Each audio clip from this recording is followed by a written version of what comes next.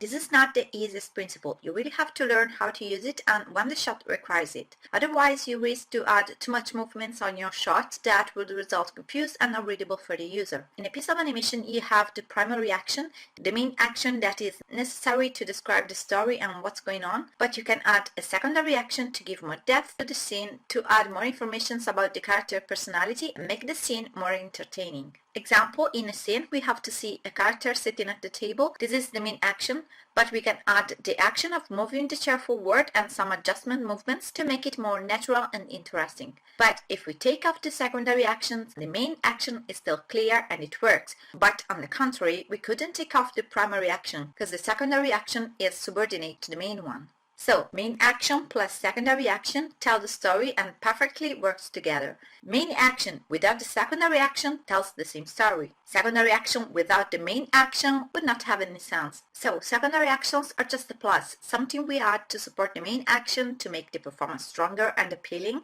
to add realism and authenticity to the characters. But it's important to remember these secondary actions don't have to steal the tensions from the main action, but just fortify it.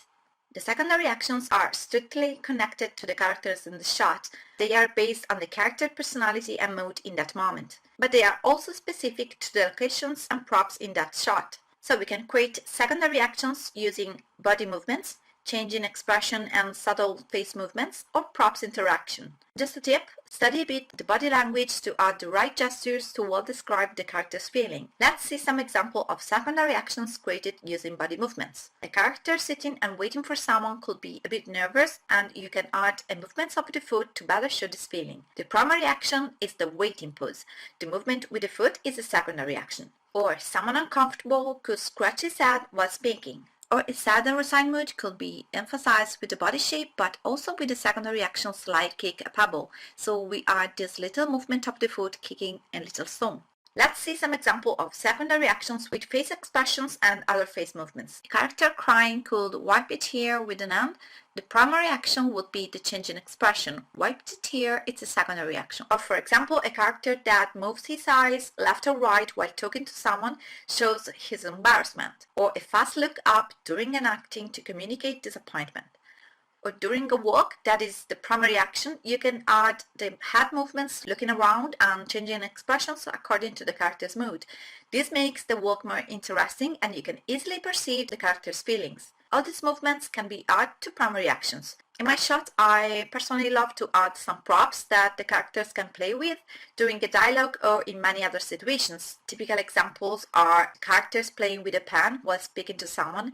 The pen is a prop connected to the location. We have a desk, so this is a common prop for this type of location.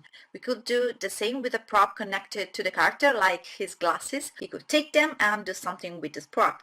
Or like in this case, the character is eating and he just stands there because he's thinking and probably someone is speaking to him. But we could add a secondary action of him playing with the food to give the idea that he's thinking about stuff or just annoyed. If your character is sitting on a sofa, he could bring a cushion to make the action more realistic and interesting. Or if he's drinking, he could touch the glass while speaking or thinking, just to avoid a moment where the character don't do nothing.